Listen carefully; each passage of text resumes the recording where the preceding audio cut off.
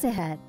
Pada kesempatan ini, kita akan membahas secara singkat strategi pencegahan dan pengendalian COVID-19.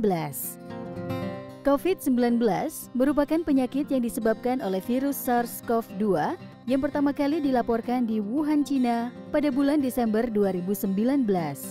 COVID-19 telah dinyatakan sebagai pandemi global oleh WHO sejak Maret 2020 dan saat ini sudah menjangkiti hampir semua negara di dunia.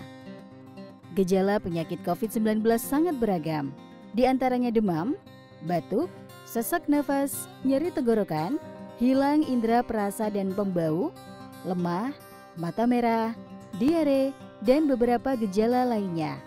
Diperkirakan 1 dari 5 orang terinfeksi akan menderita gejala berat. Gejala penyakit dapat muncul 2-14 hari setelah seseorang terpapar oleh virus COVID-19. Jangka waktu sejak seseorang terpapar virus hingga timbul gejala penyakit disebut masa inkubasi. Penderita COVID-19 dapat menularkan virus ini ke orang-orang di sekitarnya sejak 2 hari sebelum gejala muncul hingga beberapa hari setelahnya. Ini disebut masa infeksius. Masa infeksius umumnya hingga 10 hari setelah munculnya gejala penyakit. Bagaimana COVID-19 ditularkan? Virusnya ditularkan melalui droplet atau partikel ludah. Seseorang dapat tertular secara langsung, misalnya terkena droplet langsung dari penderita. Atau tertular secara tidak langsung, misalnya droplet dari penderita COVID-19 menempel di permukaan meja, pintu, atau telepon yang kemudian dipegang oleh tangan kita.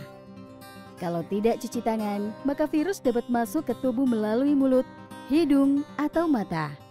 Prinsip penularan inilah yang menjadi dasar upaya pencegahan melalui 3M, yaitu menggunakan masker, menjaga jarak, dan mencuci tangan. Virus COVID-19 dapat bertahan selama 4 hingga 5 hari di permukaan plastik, kertas, kaca, dan kayu, serta 2 hari di permukaan stainless steel.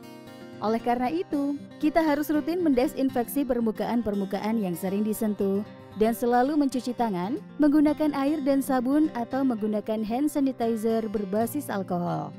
Pemeriksaan laboratorium perlu dilakukan untuk mengetahui apakah seseorang terinfeksi oleh COVID-19. Seseorang memenuhi kriteria untuk pemeriksaan laboratorium bila tergolong kasus suspek. Misalnya orang yang menderita gejala mirip penyakit COVID-19 dan memiliki riwayat perjalanan beresiko atau kontak dengan penderita COVID-19. Dari kasus suspek akan diambil spesimen usap tenggorokan dan diperiksa menggunakan uji PCR. Jika hasil ujinya positif, maka orang tersebut harus diisolasi. Jika hasilnya negatif, maka pemeriksaan laboratorium perlu diulang 1 kali lagi. Jika hasil pemeriksaan ulang adalah negatif, maka orang tersebut dapat didiagnosis sebagai bukan COVID-19. Ada beberapa metode lain seperti rapid test antigen dan rapid test antibody, namun manfaatnya terbatas. Selain upaya pencegahan oleh masyarakat melalui 3M, yaitu menggunakan masker, menjaga jarak, dan mencuci tangan, rantai penularan COVID-19 perlu diputus melalui upaya untuk menemukan dan mengelola kasus. Pasien kasus COVID-19 harus diisolasi, dan semua orang yang berkontak erat dengan kasus tersebut perlu dilacak, dikarantina, dan dipantau setiap hari selama masa karantina.